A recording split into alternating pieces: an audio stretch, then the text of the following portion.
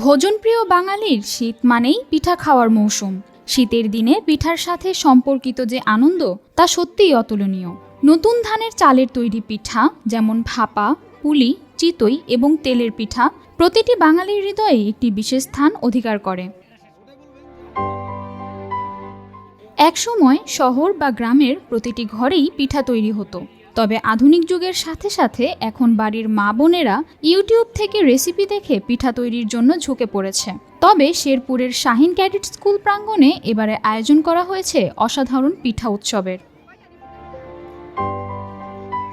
এখানে প্রায় 1.5 শতাধিক বাহারি রকমের পিঠার 9টি স্টল ছিল। উৎসব প্রাঙ্গণটি ছিল বেশ জমজমাট। শিক্ষার্থী, অভিভাবক এবং শহরের বিভিন্ন শ্রেণী পেশার মানুষ সবাই পিঠা কিনতে, খেতে এবং উপভোগ করতে এখানে উপস্থিত ছিলেন। এসেছিলাম আমি আমার আম্মুর সাথে এখানে এসেছি। এখানে আমি অনেক রকমের স্টল দেখলাম, বিভিন্ন পিঠা দেখলাম, খাইলাম কিছু পিঠা। আমার পিঠাগুলো অনেক ভালো লাগছে, যে পিঠাগুলো বাসায় পাওয়া যায় না এবং অনেকগুলো বানানো বাসায় হয় না। এখানে অনেকগুলো স্টল ঘুরলাম, খেয়েছি, পিঠা ভালো, অনেক ধরনের পিঠা আছে, অনেক ভালো, সিস্টেমটা ভালো লেগেছে আমার। শীতের সকাল, শীতের দিনে বাসা বাড়িতে এরকম পিঠার আয়োজন হয় না।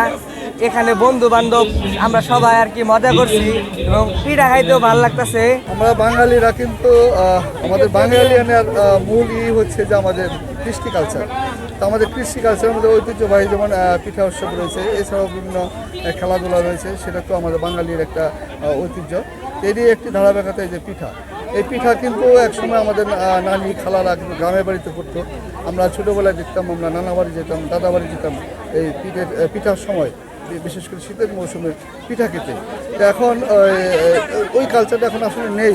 এখন আসলে পিঠা বানাতেই অনেকে ভুলে গেছে। তো আসলে আধুনিক যুগের সঙ্গে তাল মিলিয়ে কিন্তু আমরা এই পিঠা উৎসবের মাধ্যমে তারা মনে রাখবে এবং পিঠাকে চিনতে পারবে। শাহিন ক্যাডেট স্কুল পরিবার প্রতি বছরই এমন চমৎকার আয়োজন করে থাকে, তবে এবারের উৎসবটি ছিল গত বছরের চেয়ে বড় এবং জনপ্রিয়। আয়োজকরা আশা করছেন আগামী দিনগুলোতেও এর ধারাবাহিকতা বজায় থাকবে। শীতের সময় বাবা মা তো অনেক সময় কষ্ট করে আর পিঠে বানিয়ে খাওয়ায় না। এখন এই জন্য আমরা এই পিঠা উৎসবের আয়োজন করেছি। একসাথে আমাদের ছেলেমেয়েদেরকে একটা প্যাকেজের মতো, এখন তো সবাই প্যাকেজ পছন্দ করে, সেই সাথে এই পিঠা উৎসবের মাধ্যমে আমাদের কিন্তু একটা চমৎকার একটা স্লোগান, পিঠা খাই পুরস্কার পাই। আপনার মাত্র 20 টাকার যদি একজনের পিঠা খায় সে একটা কুপন পাবে এবং সেই কুপনের মাধ্যমে সে কিন্তু একটা এলইডি মনিটর, সে কিন্তু আজকে ফার্স্ট পুরস্কার হিসাবে স্মার্ট টিভি সে সেটা পেতে পারে। আর যে কারণে আমাদের ছেলে মেয়েদেরকেও বাবা মা পিঠা খাওয়ানোর দিকে ধাবিত হচ্ছে। একসাথে এখানেও দুটি কাজ হচ্ছে, যে ছেলেমেয়েরা নতুন নতুন নাম শিখতেছে, আমিও কিন্তু পিঠা খেয়েছি এবং আপনারাও খাবেন বা খেয়েছেন বোধহয়। তো আমরা আমাদের মূল লক্ষ্য এবং উদ্দেশ্যটি হচ্ছে যে আমরা আমাদের ছাত্রছাত্রীদের হারিয়ে যাওয়া ঐতিহ্য এই শীতকালীন পিঠাকে জাগ্রত করা, এটি হচ্ছে আমাদের মূল উদ্দেশ্য।